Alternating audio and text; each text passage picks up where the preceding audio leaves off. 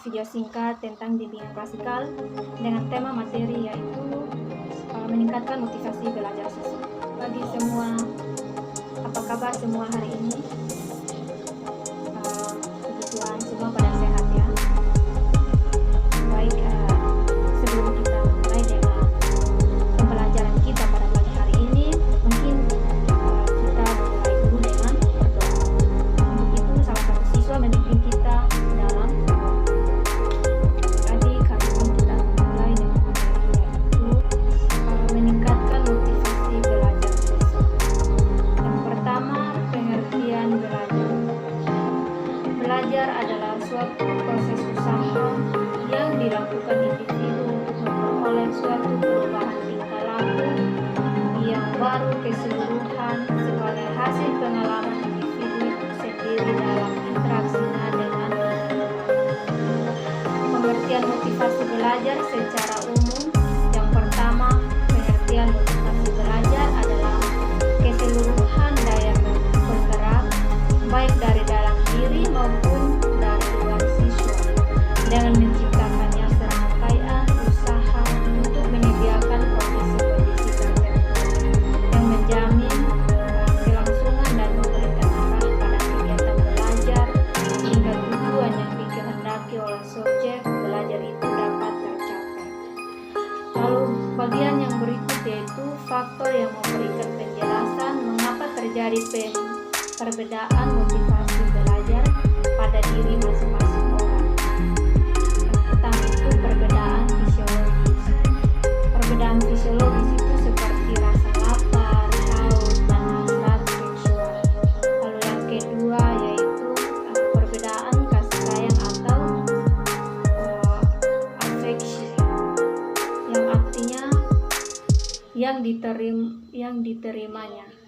Lalu yang ketiga, perbedaan rasa aman, baik itu secara mental, fisik, dan intelektual.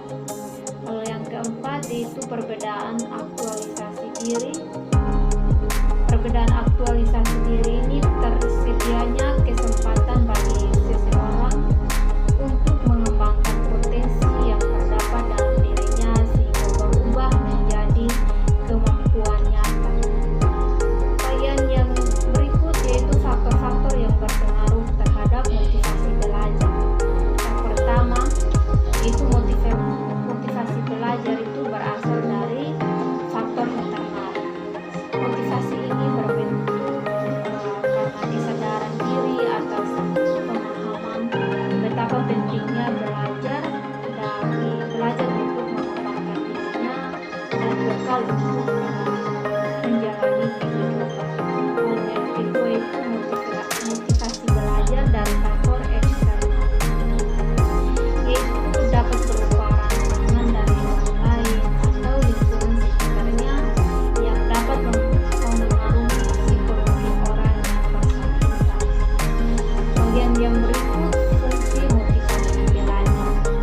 Fungsi motivasi belajar terdiri dari tiga. Yang pertama, mendorong siswa untuk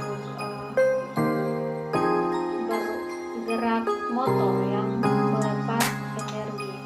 Lalu yang kedua, menentukan arah perbuatan yakni ke arah tujuan yang hendak dicapai. Lalu yang ketiga, menyeleksi perbuatan yang harus dikerjakan yang serasi guna mencapai tujuan dengan menyisahkan perbuatan-perbuatan yang tidak bermanfaat bagi tujuan tersebut. Lalu bagian yang berikut yaitu sifat motivasi belajar. Sifat motivasi belajar yang pertama itu motivasi intrinsik. Motivasi intrinsik yaitu keinginan bertindak yang disebabkan oleh faktor pendorong dari dalam diri atau internal individu. Misalnya menyukai seorang tokoh yang tertera dalam buku dan mencari informasi lagi yang lebih lengkap tentang tokoh tersebut. Berikut motivasi ekstrinsik. Motivasi ekstrinsik ini dorongan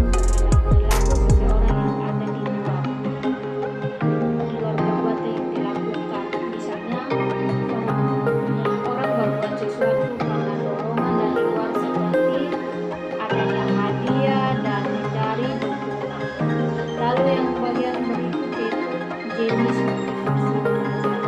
Jenis motivasi belajar tadi yaitu motivasi primer dan motivasi sekunder.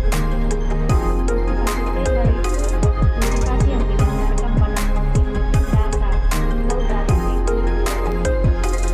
Motivasi sekunder itu motivasi yang dipelajari, misalnya orang yang lapar, mencari makanan tanpa belajar, bekerja dengan baik, uang, dapat membeli makanan dan menghilangkan rasa.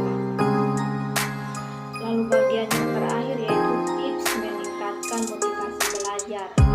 Tips meningkatkan motivasi belajar terdiri dari 4. Yang pertama itu bergaulah dengan orang yang senang belajar.